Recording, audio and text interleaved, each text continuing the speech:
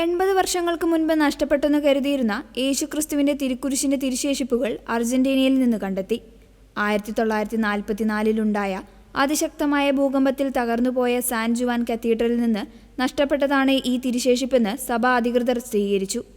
San ജുവാനിയിലെ കോളേജിയോ Santa റോസ D ലിമ school ചാപ്പലിലെ സങ്കീർത്തിയിലെ അറ്റകുറ്റപ്പണികൾ നടത്തുന്നതിനിടെയാണ് ഒരു ഫർണിച്ചറിനു പിന്നിൽ നിന്ന് ഈ തിരുശേഷിപ്പ് കണ്ടെത്തിയത്. ഇതിനെക്കുറിച്ച് നടത്തിയ വിശദമായ അന്വേഷണത്തിലാണ് 1908-ൽ റോമിൽ നിന്ന് സാൻ ജുവാൻ കത്തീഡ്രലിലേക്ക് ഔദ്യോഗികമായി നൽകപ്പെട്ട തിരുശേഷിപ്പാണിതെന്ന് വ്യക്തമായത്. ക്രിസ്തീയ പാരമ്പര്യമനുസരിച്ച് AD 326-ൽ ഹെലൻ രാജ്ഞിയാണ് ജെറുസലേമിൽ നിന്ന് യേശുവിൻ്റെ തിരുക്കുരിശ് കണ്ടെത്തിയത്.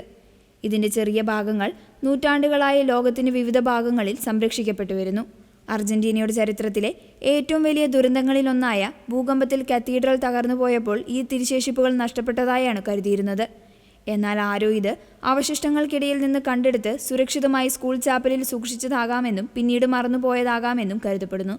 നോമ്പുകാലത്ത് തന്നെ ഇത്തരമൊരു കണ്ടെത്തലുണ്ടായത് വലിയൊരു ദൈവിക അടയാളമായാണ് വിശ്വാസികൾ കാണുന്നത്.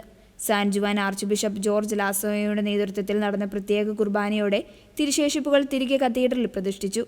വരാനിരിക്കുന്ന ദുഃഖവെള്ളിയാഴ്ചയിലെ കുരിശിന്റെ വഴിയിൽ നഗരവീതിയിലൂടെ ഈ തിരുശേഷിപ്പ് വഹിച്ചുകൊണ്ടുള്ള പ്രദക്ഷിണം നടക്കുമെന്ന് ഇടവക വികാരി ഫാദർ ആൻഡ്രൂസ് റിവോഴ്സ് അറിയിച്ചു. ഇതിനുശേഷം കത്തീഡ്രലിലെ പ്രത്യേക സ്ഥാനത്തെ വിശ്വാസികൾക്ക് വണങ്ങാനായി ഈ തിരുശേഷിപ്പ് പ്രതിഷ്ഠിക്കും.